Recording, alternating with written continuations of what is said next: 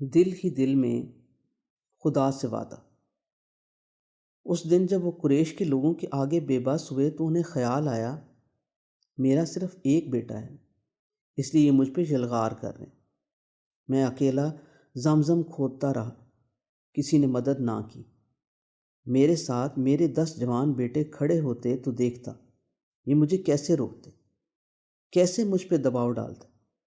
سیدنا عبدالمطلب چلے تو کعبے سے یثرب کی طرف تھے، مگر سوچ اللہ کو رہے تھے۔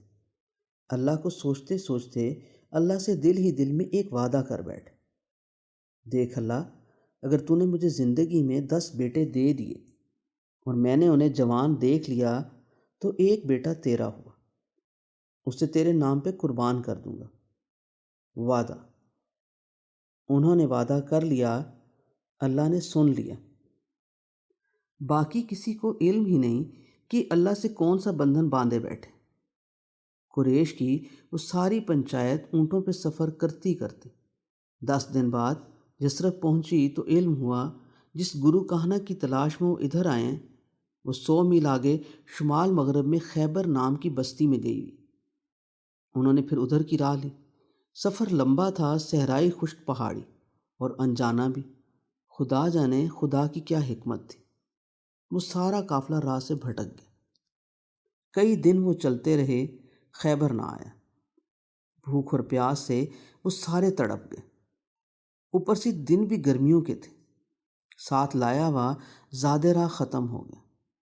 دور دور تک کسی بستی کی کوئی نشانی نہ نظر آئی، کہیں راہ میں کوئی سبز پتا نہ ملا۔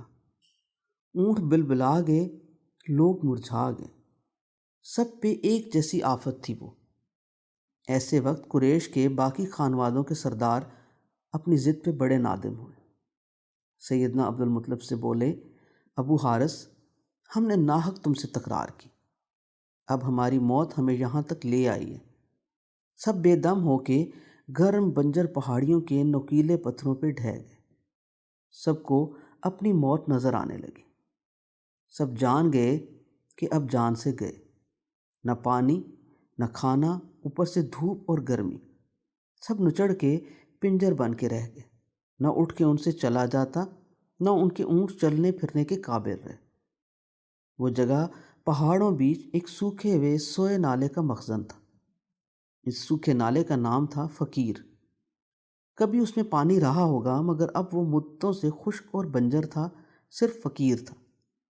ایک نے تجویز پیش کی، یوں کرتے ہیں ہر آدمی اپنے لیے گڑھا کھود لے، جو مر جائے دوسرے اسے اس گڑھے میں ڈال دیں، یوں اب سب میں سے ایک رہ جائے گا، وہ خود گڑھے میں جا لیٹے۔ بس اب ہماری موت اور ہمارے درمیان کا فاصلہ ختم ہو گیا۔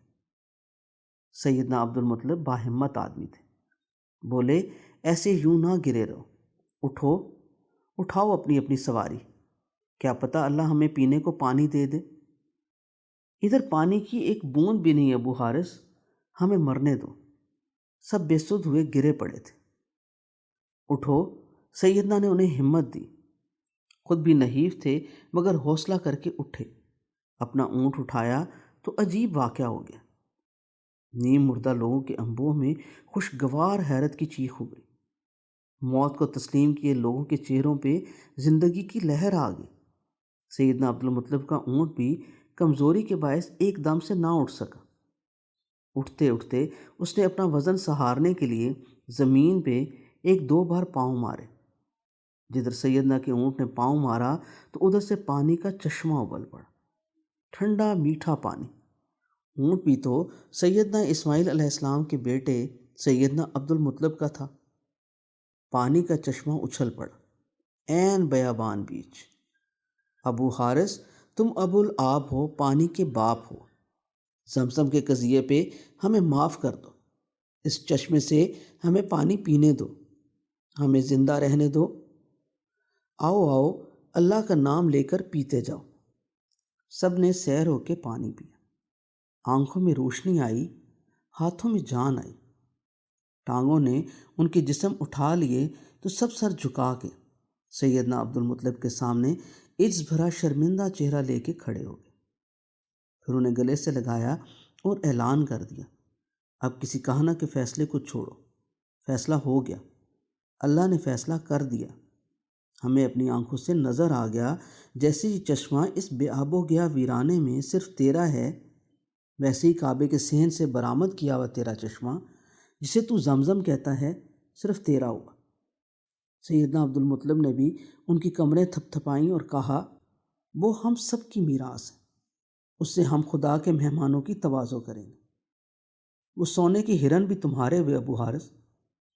نہیں، وہ سارا سونا مجھے جس خدا نے دیا ہے میں اسی کے گھر پہ نچھاور کرتا ہوں۔ اس سونے سے بیت اللہ کے دروازے پہ چمک لاؤں گا، سونے کے پترے سے انہیں بناؤں گا۔ ان دنوں کعبے کے 2 دروازے ہوتے تھے، دونوں تلواریں بھی دروازوں پہ سجاؤں گا۔ قریش کے سارے ان کے کزن اللہ اکبر کے نعرے مارنے لگے۔ وہ جتھا جو کعبے سے جاتے سمے کرود اور دشمنی کی تیکھی مہلک نگاہوں سے ایک دوسرے کو دیکھتے ہوئے نکلا تھا، کعبہ کی طرف واپس پلٹتے سمے شیرینی کی طرح میٹھا اور خوشگوار تھا۔ سیدنا عبد المطلب نے وعدے کے مطابق سونے کے دونوں ہرنوں کو پگھلا کے کعبے کی دروازوں پہ نقرئی سنہری پترے چڑھا دی، کلئی تلواریں کعبے کے دروازوں پہ آویزاں کر دیں، سجا دیں اور زمزم کنواں سب کے پینے کے لیے عام کر دیا۔ پلانے کی ذمہ داری تو زمزم کی برآمدگی سے پہلے ہی سیدنا کی تھی، سقایا کی ذمہ داری اب وہ آسانی اور تواضع سے پوری کرنے لگے۔ پوری قوم سیدنا عبد المطلب کو اپنا سردار مانتی تھی۔ وہ تھے بھی سب سے یکتا، الگ، منفرد، اونچے لمبے گورے چٹے سونے سے جیلے اور اخلاق کے اعلیٰ معیار پہ سخی، بردبار، صاحب علم اور دانا، سب ان کی عظمت کے معترف تھے۔ مگر ایک حاسد تھا، وہ تھا حرب بن امیہ۔ اس کے باپ امیہ نے اپنے چچا اور سیدنا عبد المطلب کے والد سیدنا ہاشم کو چیلنج کیا تھا کہ میں تم سے زیادہ معزز ہوں، مجھ سے مقابلہ کرو۔ اس وقت بھی وہ ہارا تھا۔ جس سالس کو اس نے مقرر کیا تھا، اس نے فیصلہ دیا تھا کہ ہاشم ہر لحاظ سے اس پہ فوقیت رکھتا ہے۔ اسی فیصلے کی روح سے امیہ کو 10 سال کا دیس نکالا بھی ملا تھا۔ اب اسی کا بیٹا حرب اپنے چچا سیدنا عبد المطلب سے مقابلے پہ اترا ہے۔ لوگوں نے وتیرہ سمجھایا، اس کی سمجھ میں نہ آیا۔ آخر پہلے کی طرح پھر ایک ثالث مقرر ہوا۔ عرب میں اس طرح کے مقدمے کو منافرہ کہتے تھے۔ سیدنا عبد المطلب اور امیہ کے بیٹے حرب کے ساتھ منافرہ حبشہ کے سفر کے دوران ہوا۔ حبشہ پہنچ کے دونوں نے حبشہ کے بادشاہ نجاشی کو ثالث مقرر کر لیا۔ نجاشی بادشاہ تھا، حرب بن امیہ کی اس بچگانہ روش سے دور رہا۔ کہنے لگا، یہ میرا کام نہیں، تم اپنے قافلے کے لوگوں میں سے اپنا ثالث مقرر کرو۔ ناچار ندیل بن عبد العزیٰ جو بنی عدی سے تھا، اسے یہ ذمہ داری نبھانا پڑی۔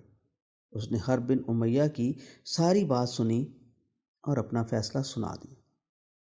بولا، کیا تم ایسے شخص سے منافرہ کرتا ہے جو تجھ سے زیادہ بلند و بالا ہے، تجھ سے زیادہ علم والا ہے، تجھ سے زیادہ صاحب عزت و ثروت ہے، ملامت والی ہر شے میں تم سے کم، اولاد اس کی تیری اولاد سے بڑی، تجھ سے زیادہ سخی، کریم اور عطا کرنے والا، تجھ سے زیادہ فصیح اور بلیغ، ان کے سامنے تیری کیا حیثیت؟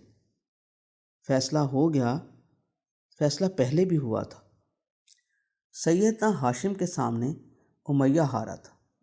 سیدنا عبد المطلب کے روبرو امیہ کا بیٹا حرب شرمندہ ہوا۔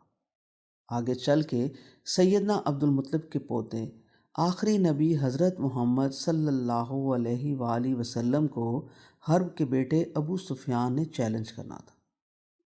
اس فیصلے سے اور کچھ ہوا ہو یا نہ ہوا، سیدنا عبد المطلب کو اچانک سال ہا سال پہلے بیت اللہ کے احاطے میں خدا سے کی ہوئی درد سے ڈوبی ایک دعا یاد آ گئی ہوگی، ایک عہد یاد آ گیا ہوگا۔ پرانے سمے کی بات ہے جب سیدنا عبد المطلب کا صرف ایک بیٹا تھا، حارث۔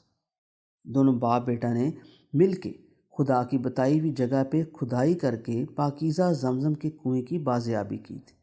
اس روز قریش کے سارے قبیلوں نے ان کی مخالفت کی تھی، مگر وہ ڈٹے رہے۔ اسی دن انہوں نے خدا سے دل ہی دل میں یہ آرزو کی تھی کہ مجھے 10 بیٹے عطا کر جو میرا مضبوط حصار ہوں۔ اگر تو نے 10 بیٹے دے دیے اور انہیں میں نے عہد شباب تک پہنچا دیکھ لیا تو ان میں سے ایک تیرا ہوگا، اسے تیرے نام پہ قربان کر دوں گا۔ حرب سے فیصلہ کن فوقیت حاصل کرتے وقت سیدنا عبد المطلب کے 10 جوان بیٹے تھے۔ ادھر فیصلہ ہوا، ادھر سیدنا کے دل میں خدا سے کیے ہوئے وعدے نے سر اٹھایا۔ تعمیل ہو۔